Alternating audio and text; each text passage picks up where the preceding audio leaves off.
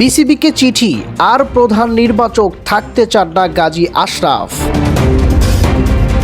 জাতীয় দলের প্রধান নির্বাচক হিসাবে গাজী আশরাফ হোসেনের ম্যাচ শেষ হবে 18 ফেব্রুয়ারি। জাতীয় দলের সাবেক এই অধিনায়ক বিসিবিকে চিঠি দিয়ে জানিয়েছেন নতুন করে আর চুক্তি নবায়ন করতে চান না তিনি।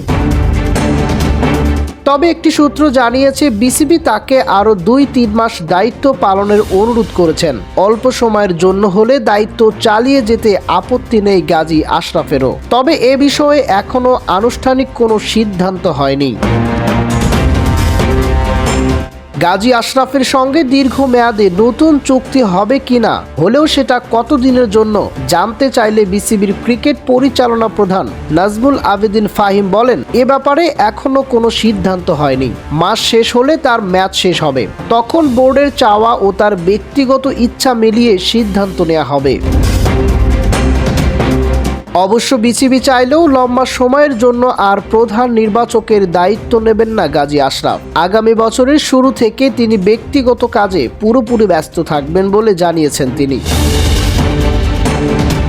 এবছরের বাকি 10 মাসের মধ্যেও একটা বড় সময় দেশের বাইরে থাকবেন বলে বিসিবিকে দেওয়া চিঠিতে জানিয়েছেন প্রধান নির্বাচক গাজী আশরাফ।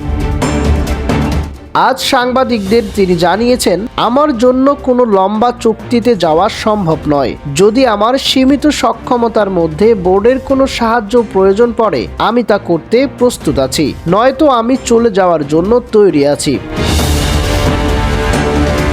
লম্বা সময়ের জন্য চুক্তি না বাড়াতে চাওয়ার জন্য একটি যুক্তিও দেখিয়েছেন তিনি। আমার মনে হয় একই পদে লম্বা সময় না থাকার একটা সংস্কৃতি তৈরি হওয়া দরকার। 2024 সালের 12 ফেব্রুয়ারি 2 বছরের চুক্তিতে প্রধান নির্বাচকের দায়িত্ব নেন গাজী আশরাফ হোসেন।